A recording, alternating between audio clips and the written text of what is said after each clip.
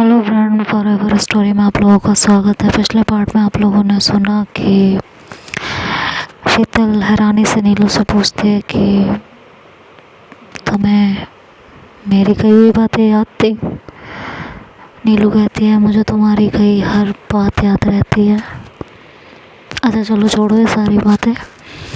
वहाँ जा रही हो, अपना ध्यान रखना, वहाँ पर जीत कर आना, ढंग से खाना पीना, टाइम से सोना, अपनी हेल्थ का ख्याल रखना, ठीक है। बीमार पड़ने की ज़रूरत नहीं है और आते ही मुझसे मिलना, ठीक है। तो कहती है हाँ ध्यान रखूँगी और आते ही तुमसे मिलने आऊँगी। नहीं आऊँगी तो मुझे कैसे चैन मिलेगा। तो मेरे लिए भी तो तुमसे मिलना उतना ही इम्पोर्टेंट है ना। नीलू कहती है हमेशा अपने चैन के बारे में सोचना होता है ना, कभी मेरे चैन के बारे में भी सोच लिया करो। हाँ तो कहती है जान तुम्हारे बारे में तो सोचती हूँ, तुमसे ही तो है हर खुशी, तुमने तो होता ही क्या, कुछ भी नहीं।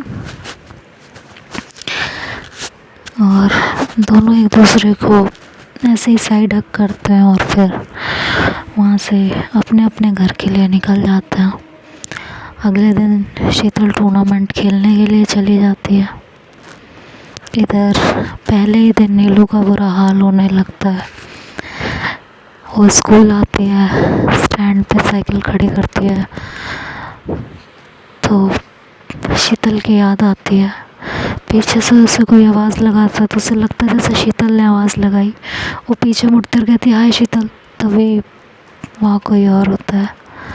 उसे देखते ही उसके चेहरे पे जो खुशी थी वो मायूसी में बदल जाती है। वो परेशान हो जाती है। उसकी क्लासमेट उससे पूछती है क्या हुआ, बहुत परेशान लग रही हो। कहती है नहीं बस ऐसे ही याद आ रही है शीतल की ना। कहती है हाँ तो तुम दोनों की दोस्ती भी कमाल है यार। एक दिन नहीं हुआ उसे गए हुए और तुम्हें इतनी याद आने लगी। कहती है दोस्तों की तो याद आती है ना, और कोई स्पेशल दोस्त हो तो ज़्यादा याद आती है।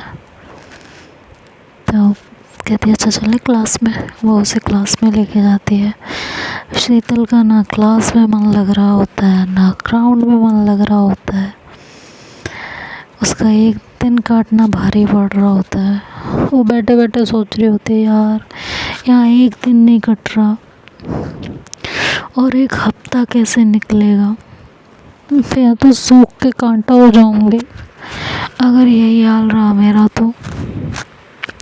शीतल ये तुमने मेरे साथ क्या कर दिया यार, तुमने मेरे साथ बिल्कुल अच्छा नहीं किया, ये बहुत गलत किया तुमने मेरे साथ, ऐसे कौन करता है। हद है यार, बिल्कुल हद है, ये कोई बात नहीं होती, हद हो गई है। खैर वो वहाँ से स्कूल से घर चली जाती है। घर में भी शांत शांत रहती है, स्कूल में भी शांत शांत रहती है। उसकी माँ ये नोटिस करते हैं और कहते हैं शीतल ने यहाँ तो तुम्हारा किसी चीज़ में मन नहीं लगता, हाँ कल को तुम्हारी शादी हो जाएगी तो क्या करोगी, कैसे रहोगी उसके बिना। तो कहती है तो मेरी शादी शीतल से ही करा देना ना मम्मी। तो उसकी मम्मी उसे हैरानी से देखती हैं और फिर हंस के बात टाल देती हैं, जैसे कि अक्सर उस टाइम में पेरेंट्स करते थे। आज के पेरेंट्स को तो सब पता होता है और सीरियसली ले लेते हैं। उस टाइम में पेरेंट्स को कुछ पता नहीं होता था, उन्हें लगता था दोस्ती इतनी गहरी है इसलिए इस तरह कहा जा रहा है। तो उसकी मम्मी हंसती है और कहती है हाँ शीतल को ना दहेज में दे देंगे, तुम्हें लेके जाना, क्योंकि ना तो उसे शादी करनी है ना कुछ और। कहती है शीतल ऐसे कैसे शादी कर लेगी, गला दबा दूँगी मैं उसका, मर जाएगी वो। तो उसकी मम्मी कहती हैं बेटा ये तो होना ही है ना, एक दिन उसे भी शादी करनी है और तुम्हें भी करनी है, तो शांत हो जाओ और तुम यहाँ उसे इतना याद करोगी तो वो वहाँ कैसे खेलेगी, खुद भी तो सोचो। तो कहती है कि ठीक है, नहीं याद करती मैं उसे, बस। बट हाँ, मैं किसी और से शादी नहीं करूँगी, मेरी शादी शीतल से ही होनी चाहिए। तो उसकी मम्मी हंसती हैं और कहती हैं हाँ ठीक है, तुम्हारी शादी ना शीतल से ही करा देंगे। गुड्डे गुड़िया का खेल चल रहा है ना, कहती हाँ तो उस खेल में भी तो आप मुझे उसकी वाइफ बनाती थी ना, तो रियल में भी बना देना। तो उसकी मम्मी कहती है अच्छा चलो अब बहुत हो गया, जाके पढ़ाई करो और अपना खाना पीना खाओ और आराम करो, खेलना खेलो। कहती क्या खेलूँ शीतल के बिना, मुझे नहीं खेलना कुछ। उसकी मम्मी बाहर आ जाती है ऐसे, और नीलू परेशान रहती है। दिन ऐसे ही कट रहे थे, उसका कहीं मन नहीं लग रहा था। इधर शीतल का दिन तो खेलने में निकल जाता था, लेकिन रात काटनी उसके लिए भी भारी हो जाती थी। लेकिन पूरे दिन खेल के वो इतनी थक जाती थी कि आखिरकार उसे तो नींद आ ही जाती थी। लेकिन इधर नीलू का बहुत बुरा हाल था, उसे हर पल हर जगह सिर्फ शीतल ही दिखाई दे रही थी। जैसे तैसे करते करते दिन बीतते हैं और एक हफ्ता कट जाता है। वादे के मुताबिक शीतल वापस आती है और नीलू से मिलने के लिए पहुंचती है। दोपहर में ही चली जाती है, तब नीलू स्कूल में होती है। तो जैसे ही छुट्टी का टाइम होता है तो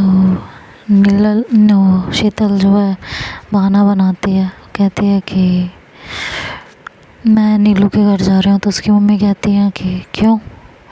कहती है कि अरे उसने अपना सारा होमवर्क किया होगा ना, तो मैंने उससे कहा था कि मेरा भी होमवर्क लेके आएगी, तो लेने जाना है, नहीं तो बाद में वो ट्यूशन चली जाएगी, फिर मैं ले नहीं पाऊँगी। तो उसकी मम्मी कुछ नहीं बोलती, वो अपनी साइकिल उठाती है और नीलू के घर के लिए निकल जाती है। और जाके उसके घर में बैठती है। तब तक नीलू स्कूल में ही होती है, तो उसके लिए एक तरीके से सरप्राइज़ होता है।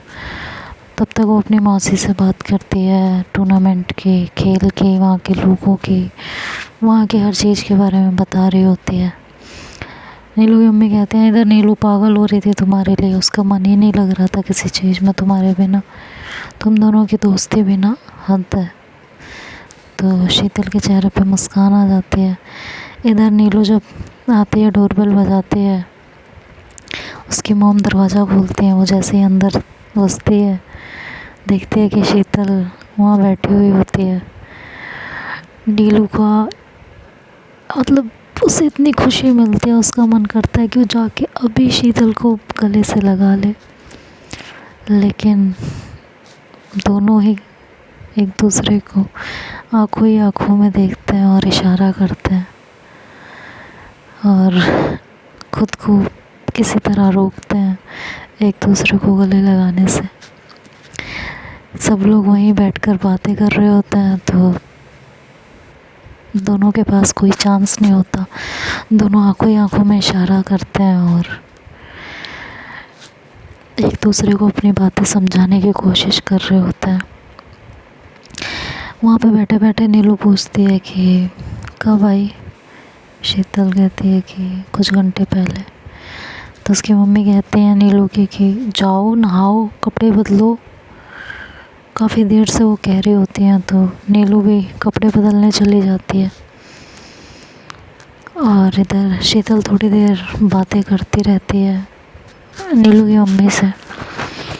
इधर नीलू जैसे ही रूम में नहा के आती है, अपने रूम में देखती है कि शीतल उसके रूम में ही बैठी हुई होती है। तो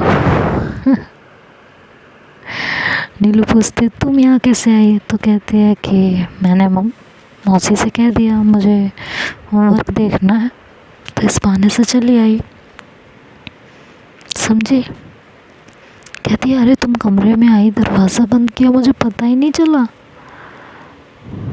तो कहती है हाँ तो क्या हो गया फिर। तो कहती है कि अच्छा दरवाज़ा तुमने भी बंद नहीं किया है। खैर, तो नीलू धीरे से दरवाजे के पास जाती है और कमरे का दरवाज़ा बहुत धीरे से बंद करती है और आकर पीछे से शीतल के गले में बाहें डाल देती है और शीतल को अपने आप के इतना करीब कर लेती है, ऐसा लगता है कि उसे छोड़ना ही नहीं चाहती। और कहती है कि तुम्हारी बहुत याद आई। शीतल कहती है मैंने भी तुम्हें बहुत मिस किया, तुम रोज़ मेरे सपनों में आती थी। और ये कहते हुए शीतल नीलू की तरफ घूम जाती है।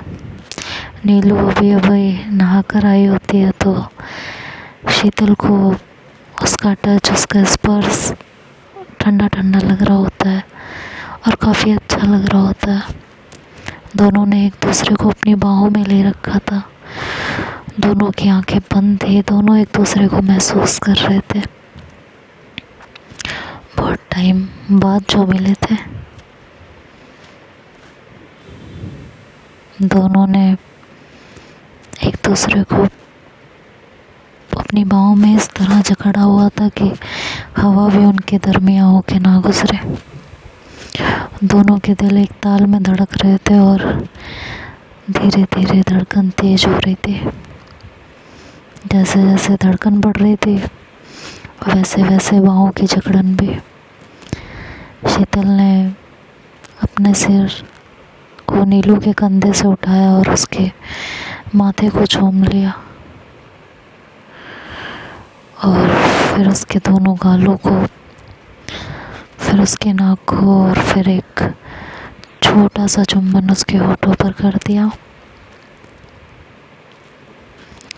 जैसे ही शीतल दोबारा अपने होठों को नीलू के होठों पे रखने को होती है, तभी बाहर से उसकी मौसी कहते हैं कि आ जाओ दोनों खाना खा लो। तो वो आवाज़ सुनते ही दोनों एकदम से एक दूसरे से अलग हो जाते हैं और दोनों एक दूसरे को सिर्फ देखते हैं, बोलते कुछ नहीं और मुस्कुरा देते हैं। शीतल अपनी मुट्ठी को ज़ोर से भेजती है और नीलू उसे देख के मुस्कुराती है। दोनों ही अपने अपने इमोशंस पे कंट्रोल करते हैं और बाहर खाना खाने आ जाते हैं। पूरी दोपहर दोनों एक साथ थे, घर में सब लोग थे तो प्राइवेसी नहीं मिली, एकांत तो मिल ही नहीं पाया था, प्राइवेसी मिल ही नहीं पाई थी। बस चोरी छिपे काम के बहाने एक दूसरे को जितना छुआ जा सकता था, इशारों से जितना कुछ कहा जा सकता था, समझाया जा सकता था, उतना ही कर रहे थे। नीलू के ट्यूशन जाने का वक्त हुआ तो दोनों साथ ही घर से निकले। तो बीच रास्ते में शीतल ने कहा कि सुनो। नीलू ने कहा हाँ, कहीं घूमने चलें। नीलू कहती है कहाँ और अभी, मुझे ट्यूशन भी जाना है। शीतल कहती है तो आज छुट्टी कर लो ना। नीलू कहती है रोज़ रोज़ छुट्टी घर में किसी को पता ना चल जाए। शीतल कहती है वैसे तुम्हारा मन होता है तो तुम छुट्टी कर लेती हो, बट आज मैं कह रही हूँ तो तुम बहाने मार रही हो। अच्छी बात है, मर्ज़ी है तुम्हारी, मैं तो सिर्फ कह सकती हूँ, करना ना करना तो टोटल तुम्हारे हाथों में है ना, मैं क्या ही कहूँगी। तो शीतल कहती है कि, और नीलू कहती है कि यार सच में अगर घर में किसी को पता चल गया तो। शीतल कहती है कि ठीक है, मर्ज़ी है तुम्हारी। ठीक है कि वो शायद की लागत बढ़ाने लगती है। तो नीलू कहती है फिर नाराज़ हो गई तुम। शीतल कहती है इसमें नाराज़गी क्या, सही कह रही हो तुम, कहती यार तुम जरा जरा सी बात पे मुंह क्यों बना लेती हो, इतने दिनों बाद आई हो और अभी भी मुंह बनाना है तुम्हें। तो शीतल कहती है कि मैंने कोई मुंह नहीं बनाया है, मैंने तुमसे पूछा कहीं घूमने चलें तो तुम कह रही हो कि नहीं, छुट्टी नहीं कर सकती, किसी को पता चल जाएगा। वैसे तुम्हारा जब मन करता है तुम छुट्टी कर लेती हो, आज मैं कह रही हूँ तो तुम्हें 10 बहाने हैं। शीतल नीलू को सुनाने लगती है।